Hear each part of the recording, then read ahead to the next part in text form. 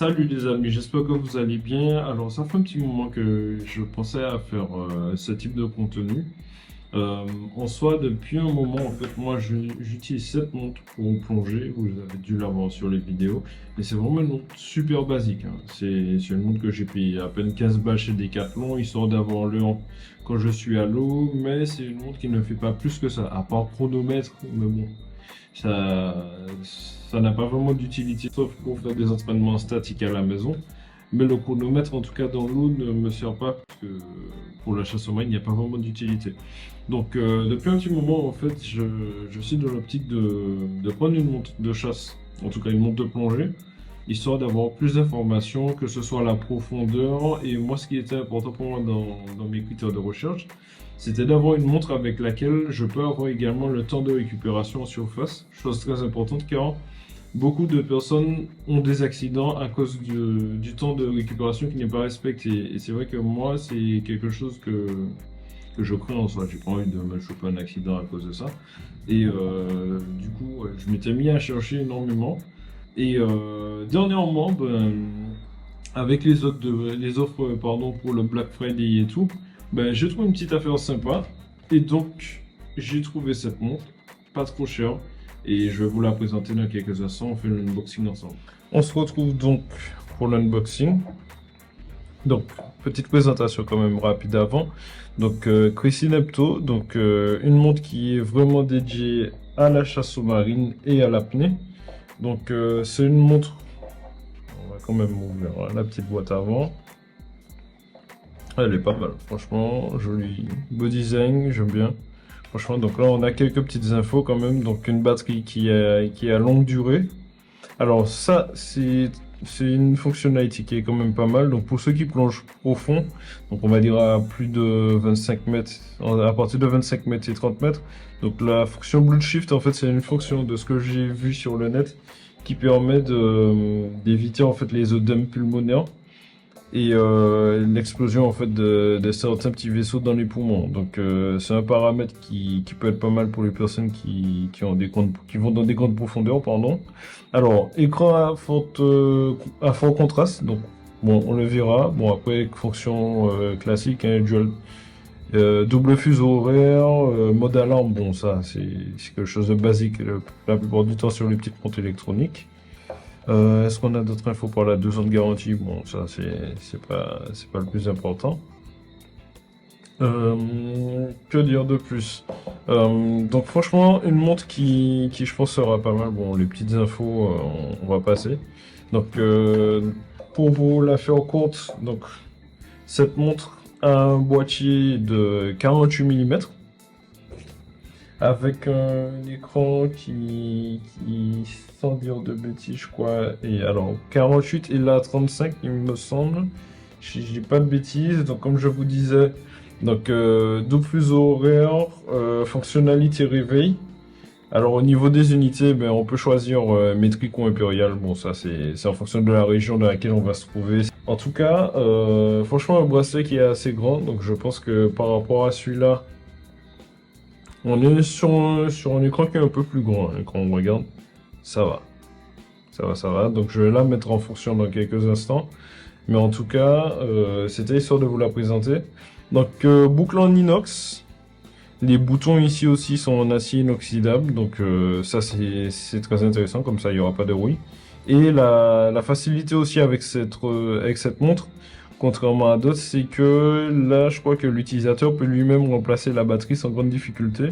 Bon, il faudra quand même vérifier le joint et tout, mais c'est quand même plus facile à remplacer que sur des montres qui sont, disons, un peu plus compliquées, où il faudra vraiment la déposer chez un réparateur spécialisé pour qu'il refasse l'étanchéité et qu'il rééprouve, je crois, la montre à chaque emplacement de pile, il me semble.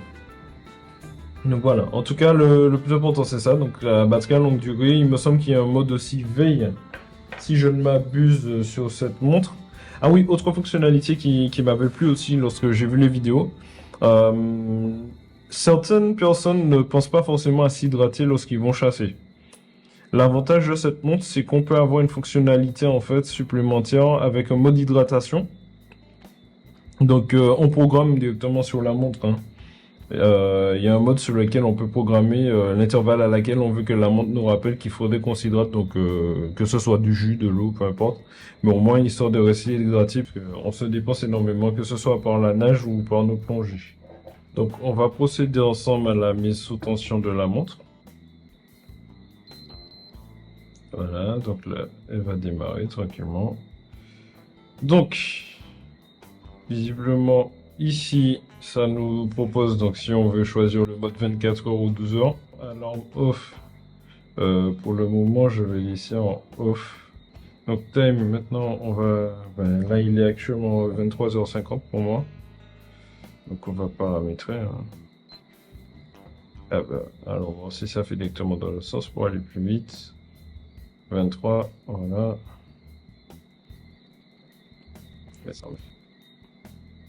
Ah ben voilà, le mode double fuseau horaire.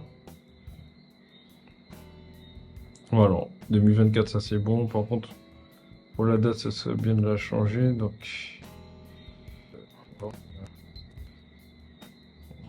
Finalement c'est pas assez difficile à prendre en main, vous voyez. Faut juste comprendre comment ça fonctionne, mais il n'y a rien de trop compliqué. Aujourd'hui, si je m'abuse, on est le 30. Donc on va mettre la date du jour. Voilà. Donc bon, le fuseau suivant, je vais le mettre après, ça c'est pas un problème. Alarme, on va voir ça après. Off.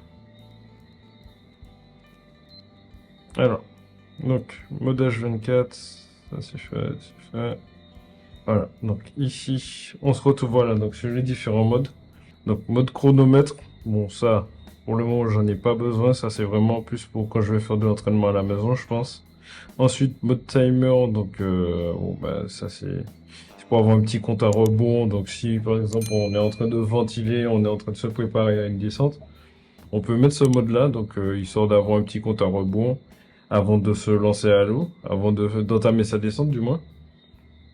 Ensuite, donc le mode dual time, donc où on peut mettre un deuxième fuseau horaire.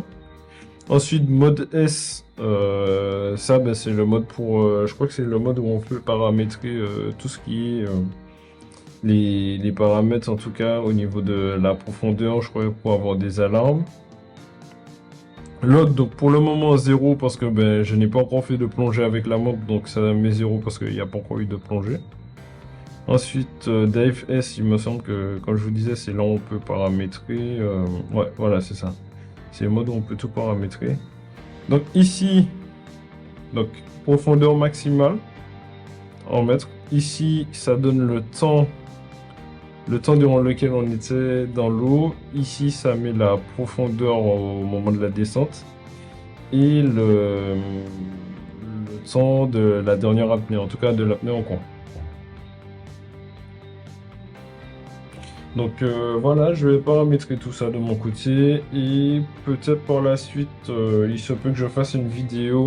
Il y a un point que je n'avais pas pensé à préciser tout à l'heure là, mais sur cette montre, alors un des points importants, cette montre, contrairement à d'autres, et c'est ce qui a déterminé mon choix également, c'est que sur cette montre-là, il n'y a pas à sélectionner le mode plongée.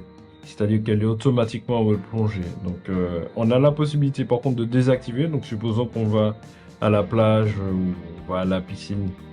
À ce moment, on peut désactiver cette option pour que le capteur n'ait pas à travailler systématiquement, qu'on fasse un plongeon ou qu'on s'immerge dans l'eau en tout cas. Ça c'est intéressant parce que il y a certaines montres, sans faire de pub pour les marques, il y a des montres malheureusement sur lesquelles il faut à chaque fois avant la plongée se mettre dans un mode plongée pour que la montre commence à utiliser le capteur. Là, l'avantage, celle-là, on n'a pas besoin de le faire. Automatiquement, elle le fait. Alors, il y a une actualisation qui est possible.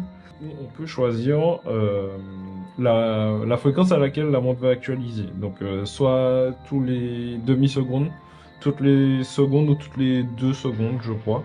Donc après, bon, c'est au goût de chacun. Ça permet pour certains d'économiser la batterie, mais moi, j'estime que si on veut vraiment économiser sa batterie, en tout cas, quand on ne va pas plonger, on peut la mettre directement en mode veille et à ce moment, on sauvegarde plus facilement sa batterie. Mais bon, Sachant que la batterie, des retours que j'ai eu en tout cas, même des potes qui l'utilisent en Martinique, c'est une montre où on peut utiliser pendant plus de ans facilement sans avoir à remplacer la pile. Donc franchement, ça va, ça vaut le coup. Il y a une autre fonctionnalité aussi qui est le calcul des marées. Donc elle peut afficher en fait, on rentre certains paramètres et la montre nous affichera si on est sur une marée haute ou marée basse. Autre paramètre aussi, donc si on plonge en fosse, donc ça c'est, nous on n'a pas le cas en Martinique, mais pour tous ceux qui sont en France ou ailleurs dans le monde où il y a des fosses, on peut choisir directement sur la montre, au lieu de mettre, là par exemple on voit qu'elle est en mode salt, donc eau salée, on peut le mettre aussi sur mode eau douce. Donc ça c'est au bon vouloir de chacun et en fonction de l'utilisation qu'il en fera de la montre. Donc pour le moment, ce sera tout pour moi. Je pense que je vous ferai aussi quelques plans dès que j'irai à l'eau avec la montre. Et par la suite, peut-être, si besoin, je ferai une vidéo en français un peu plus détaillée où je montrerai tous les menus.